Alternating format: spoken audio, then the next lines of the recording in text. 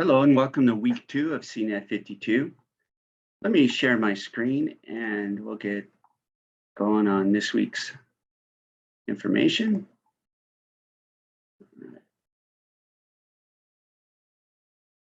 Let's go. Let me go over to CNET52. And this week we are going to look at the operating system history.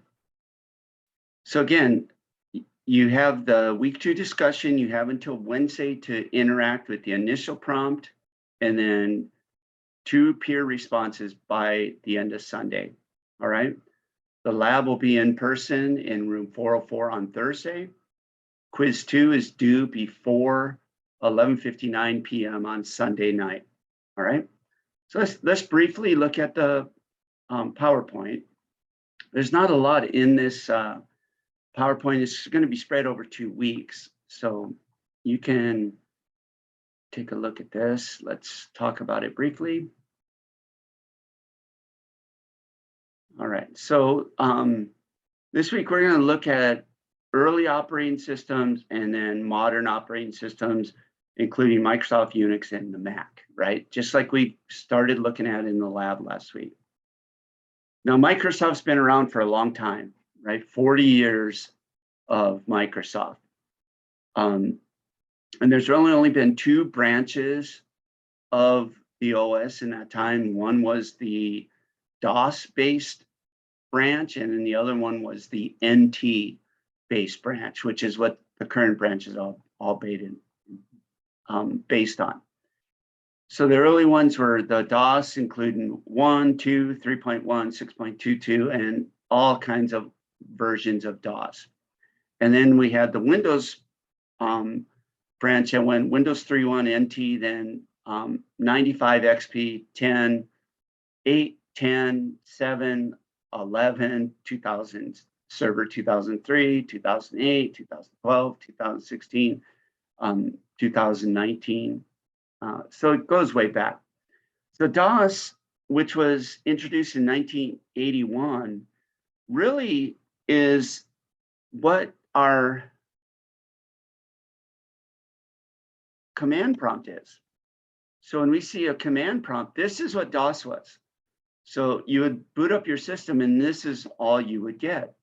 And then if you wanted to run a program, you would just type the command of the program, like trace route. And then if you didn't have the right information, it would tell you, you need to add something else on there. So that was DOS. So the early IBM used DOS. And then it wasn't until 3.1 in 1984 that DOS integrated network support. And then with 6.22, FAT32 was involved that allowed the disk drive size to go over 32 gigabytes. So before then, it was limited to less than 32 gigs, which is a very small hard drive. All right. Windows 3.1 was released in 92, did not support real multitasking, but did do task switching. And like last week, we talked about preemptive multitasking and cooperative multitasking.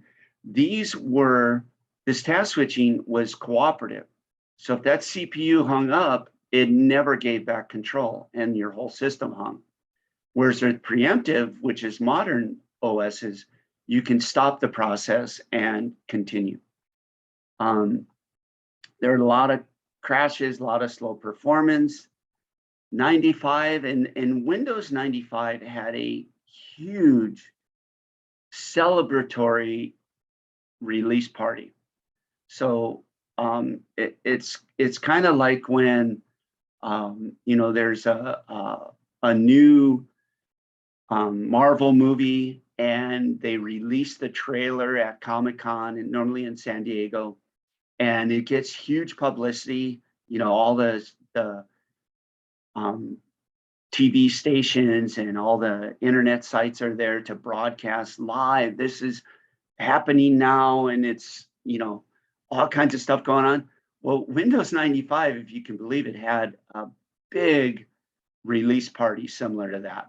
So Bill Gates was with the talk show host extraordinaire at the time, Jay Leno, and they had this huge party to introduce Windows 95. So it sounds kind of silly now, but at the time it was a big deal. And 95 really was the first fully 32-bit operating system that was designed for 32-bit processors, which just were hitting the market around that time.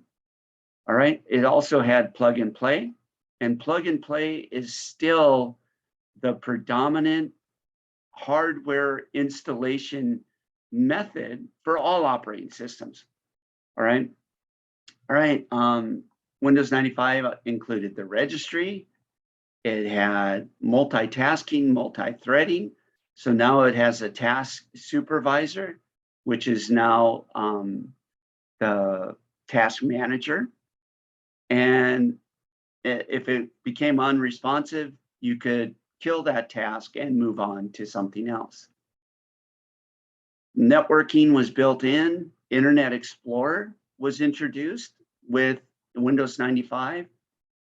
And then after 95 came 98 and then Millennium. So now we're up to the year 2000 with the Millennium. And it just continued to get more plug and play, more hardware support. USB was introduced around this time. So it had better support for USB devices.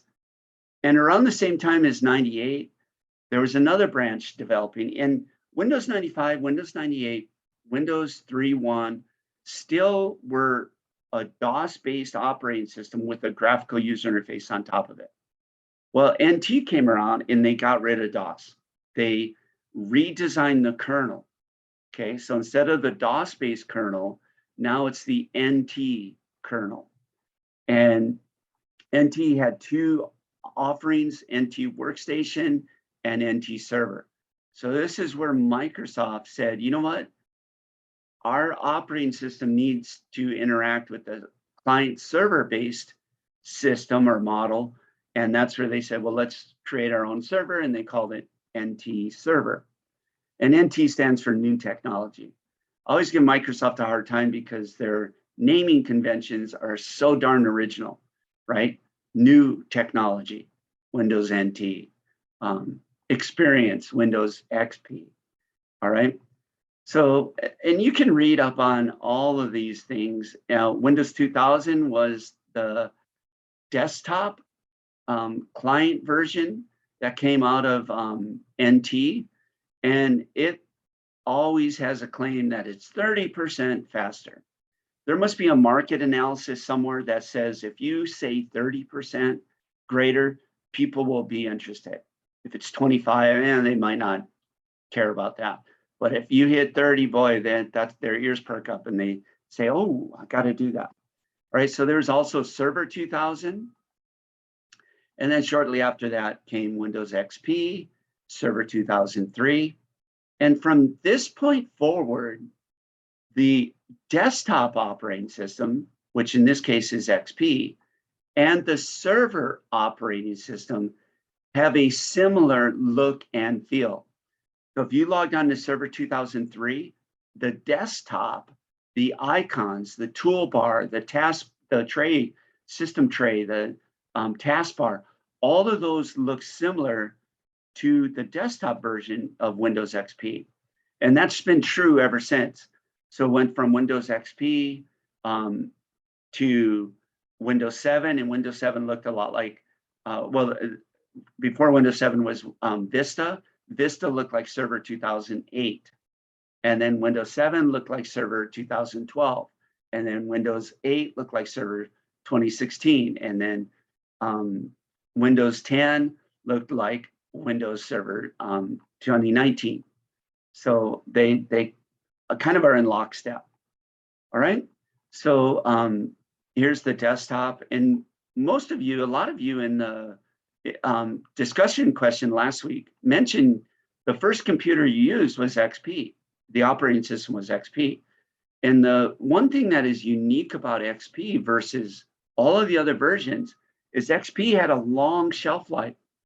It was the desktop operating system for nearly 14 years, which in computer terms is forever, right? So out of the 40 years we've had Windows, or Microsoft operating systems, it's been almost, a third of that time was all XP. So that's a long run. All right. So I'm going to get down to the last few slides here. So you can read up on this, and most of you probably have a fairly intuitive sense of when these operating systems came out. You're probably of age where you've seen them or used them to some degree. Of course, knowledge check, which operating system is the first OS that required activation? And the answer to that is Windows XP. So you had 30 days after you installed it to get a valid license on there. If not, it would go into not a lockdown mode, but a deprecated mode. All right, so I added a few slides in here with a short history of operating systems, and I have it in 4 generations. The first generation, there's really the 5th generation is where we are now, but the vacuum tubes, transistors, ICs, and multi-program, and then the PC, and then the new one we're in is smartphones and tablets, right? So you can read through these slides. These are a really interesting history lesson. And I just found all this information on the internet and just made some slides. So I want you to go ahead and read through those. All right. So this week, the quiz 1 will cover the material in module 2. So I would also encourage you to look through the rest of module 2, which I'll have posted on week 3 later today. And when you do the quiz, look through those, both of those, module 1 and module 2. Because what I did is I tried to pull questions that were pertinent to the first half of the lecture for this week, and then questions for the pertinent to the second half of the lecture for next week. All right, that's it for today.